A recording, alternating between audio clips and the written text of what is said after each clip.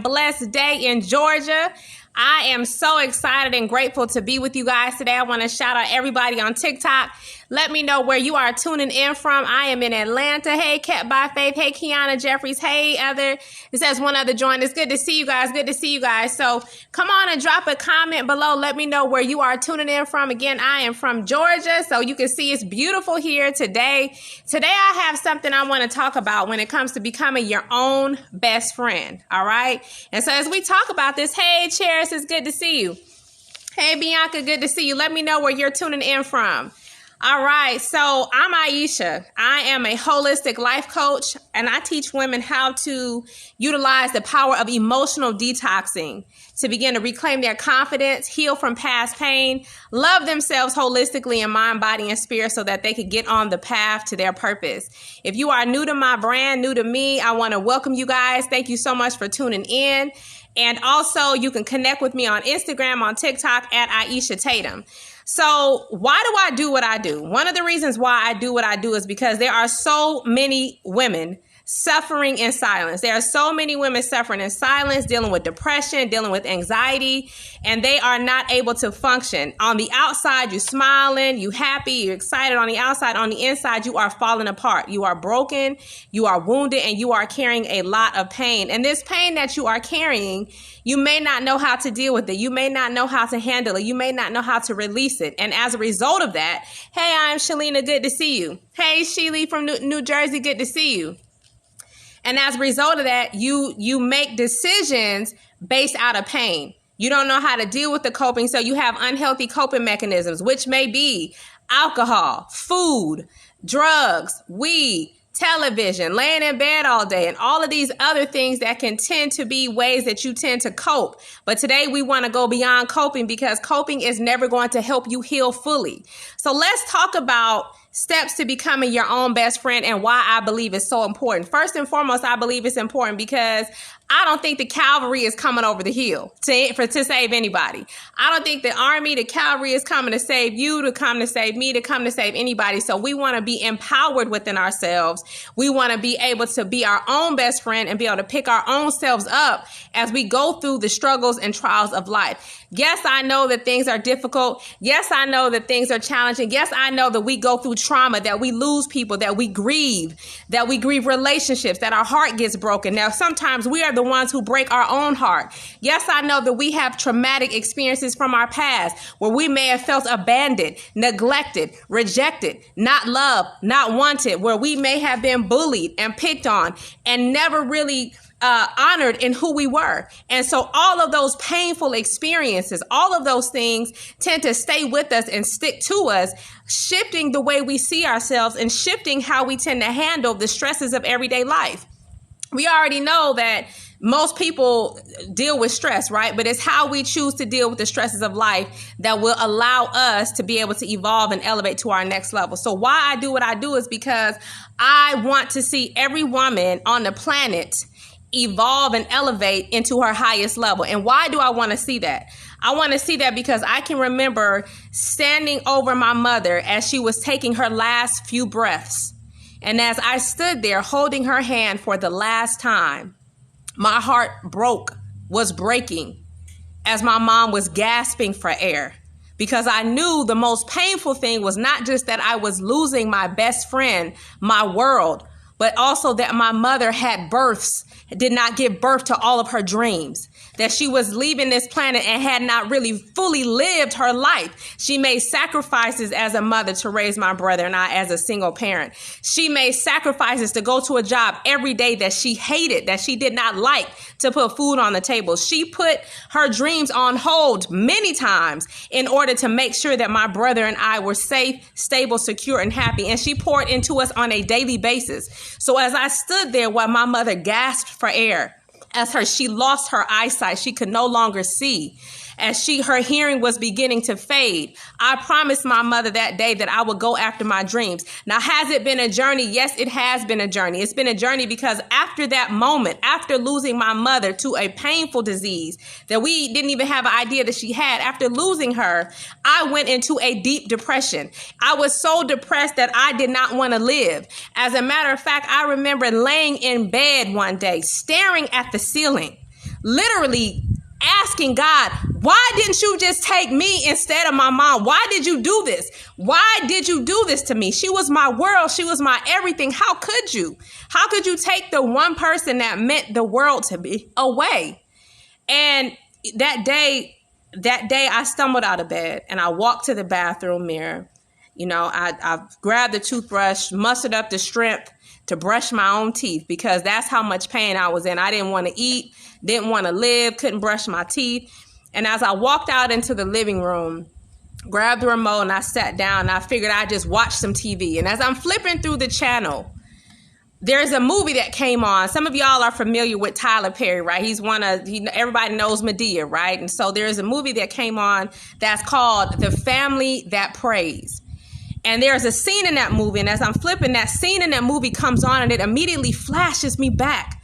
And now I'm in this space where I'm sitting next to my mother in the movie theater. And she reaches for my hand. And as this movie scene is playing out, there's a scene in that movie where they're singing a song that says, "If you get the chance to dance, I hope you dance."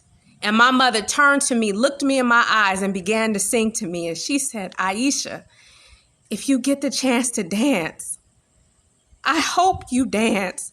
And in that moment, my heart broke because I knew that I was not dancing. I knew that I had allowed the pain and loss of my mother to really make me angry, bitter, resentful, regretting things that I had done and had not done. And in that moment, I knew that I could not waste my life being angry and bitter and upset. I knew that I had to muster up the strength to move forward because my mother poured into me every day. No, she did not see her dreams fulfilled, not all of them.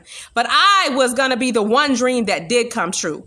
That her daughter, that all the love and knowledge and guidance she poured into her, that I was going to go out into the world and I was going to make a difference. And that is something that I made sure of. And so why I want to bring this to you today is because there are so many of you sitting on your purpose, sitting in potential that is untapped, sitting in heartache, sitting in pain, sitting in regret, sitting in bitterness, sitting in and holding baggage from your past that is literally keeping you in bondage.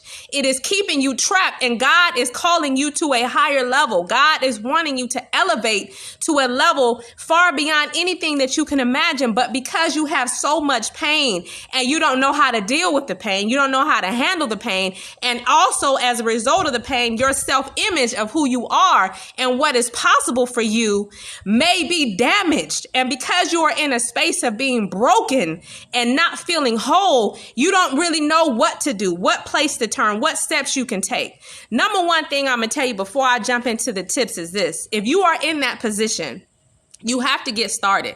I have a free guide in my link in my bio that you can click and download to start helping yourself, pull yourself out of the funk, pull yourself up, because you are here to do something far beyond anything that I could ever imagine. You have come here to bring light into the world. Some of you guys are supposed to start businesses, schools, act, write books. There's so many talented things within you that want to be birthed through you. And I don't want you to go to the grave with your dream. I don't want you to be on the deathbed wishing, hoping that you could rewind the last 30 years or 40 years of your life.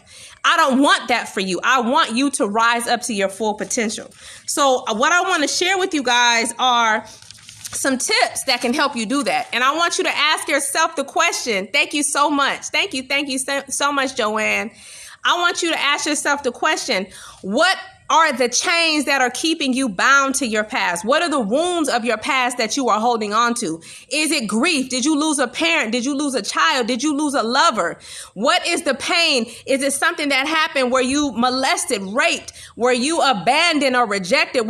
Did your parents give you up for adoption? What are the things, what are the wounds that you're holding on to that are prohibiting you or holding you back from reaching your full potential? Just think about it, because all of us have issues and things that we have to work through. Spiritual elevation and healing happens in stages. It's not something that happens once and then you rise up. It's something where you peel back the layers every single day. Healing is a lifestyle. But in order to fully tap into who you are, you have to start the process somewhere.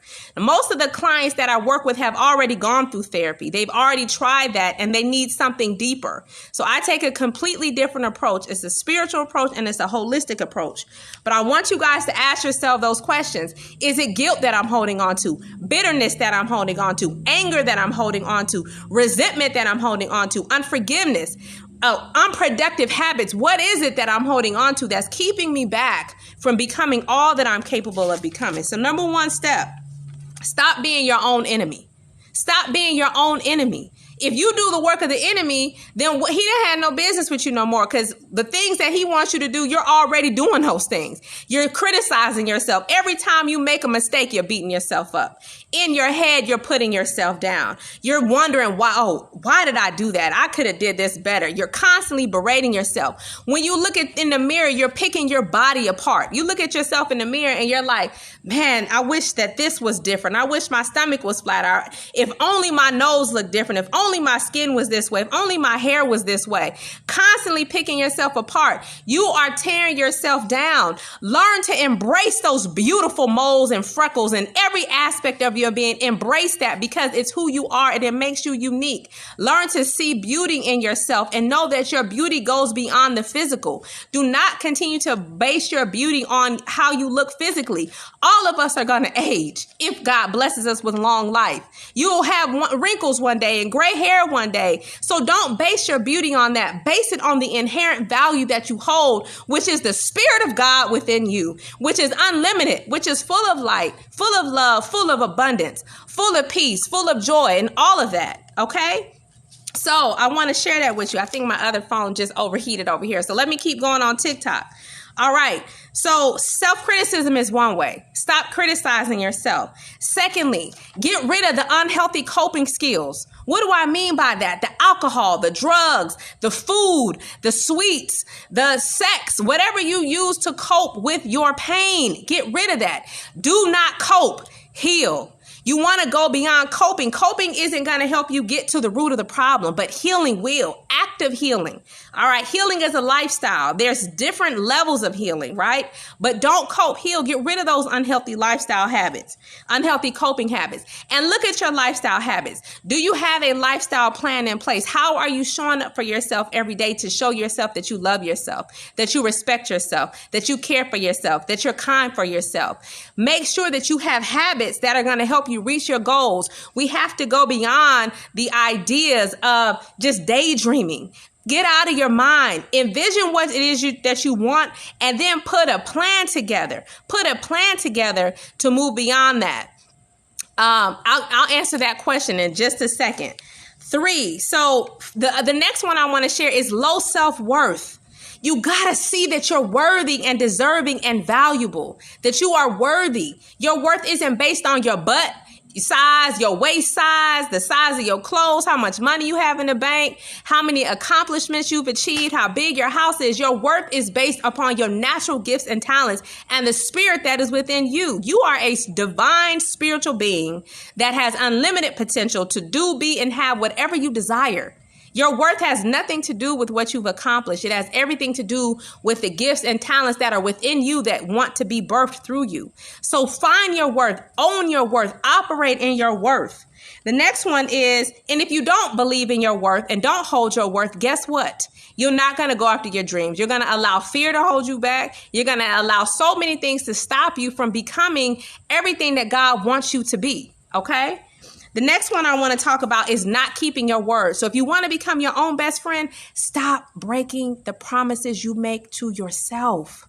You tell yourself you're going to go work out. You tell yourself you're going to read a book. You tell yourself you're going to hire a coach. You tell yourself you're going to start the business. You tell yourself you're going to eat better the next day, and you don't. That only weakens your subconscious programming, furthering that belief that you're not worthy, that you're not deserving, and you're going to keep on sabotaging yourself when you do that. Okay? So that low self-worth, keeping your word to yourself. The other one I want to touch on, staying in toxic relationships. Listen, if you are in a toxic relationship with someone that abuses you verbally, physically, or mentally, that does not nourish you holistically, that does not love you holistically, that constantly puts you down and wants you to change who you are, that person is someone you have to drag along and try to make the relationship work. Toxic relationships will kill you. Okay? The stress of toxic relationships will kill you. So let it go. And most importantly, make sure that you don't have a toxic relationship with yourself. Don't lie to yourself. Don't cheat on yourself. Don't put your own self down. Don't abuse your own self. Learn how to love yourself holistically and rise up to be who it is God calls you to be. The other one I want to touch on real quick is not investing in yourself. You want to invest in who you are. There are so many women out here that will go spend $5,000 on a bag, but won't spend $5,000 on a coach. $3,000, $500, whatever the amount of money is. Go spend it on the hair. Go get a butt redone, waist redone, skin redone, nose redone. Take a trip here, there, get all kind of material possessions. You go spend thousands of dollars on outside material things to try to give yourself a sense of worth, but you won't spend thousands of dollars on your own healing.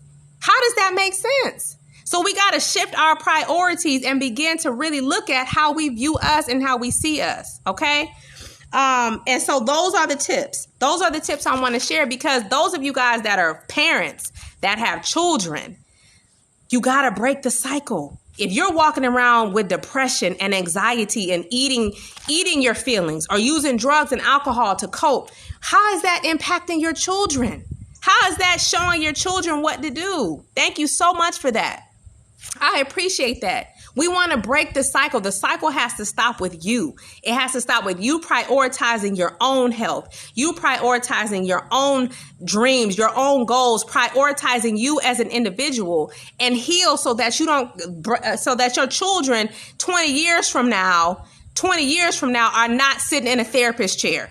20 years from now are not going through an abusive relationship. 20 years from now are not eating their feelings. If you can't do it for yourself, do it for your children. Do it for your legacy. Do it for the ones that you're bringing up. Okay? So those are my tips. Now, someone asked a question, why is it so hard? Why is it so hard to let her go? It's been 5 years. I just want one day to be free of her in my head. And you have to make peace with that. You have to understand that she has moved on to her next level of elevation. And when you say let go, understand that she's still with you in your heart, in your mind. But in order for you to elevate and rise up, you have to make peace with what has happened. Everybody has an expiration date. We're not here to stay. So you have to begin to ask yourself, what was she here to teach me? And in losing her, what have I learned? And maybe what you've learned in that process is going to help you evolve in your purpose, because pain comes for one reason and one reason only: to help you elevate, to help you grow, to help you get uncomfortable, to help you rise to your next level of greatness, to your next level of elevation. All right. So I hope that this helped you guys. Again, I'm Aisha. Follow me on Instagram. Connect with me on Instagram. I am a holistic life coach. I teach women how to use the powerful process of emotional detoxification to reclaim your confidence, heal from past hurts, get a better self-image, and then begin to step into your purpose by utilizing spiritual practices and processes, and really begin to change your entire life by changing what's going on within you. Heal what's going on within you and become happy with the woman you see in the mirror. If you need help in these areas, dealing with depression, anxiety, if you're dealing with trauma that you have not been able to heal, if you've had therapy and it still isn't working, or if you're considering getting therapy and you want to take a holistic approach, then send me a message on Instagram and let's chat. Let's have a conversation and see if I can help you reach some of those goals and some of those dreams. Again, I'm Aisha. I'm a holistic life coach. I hope that you guys have enjoyed this live. Share it with other people. Thank you for tuning in. Follow me on TikTok, on Instagram.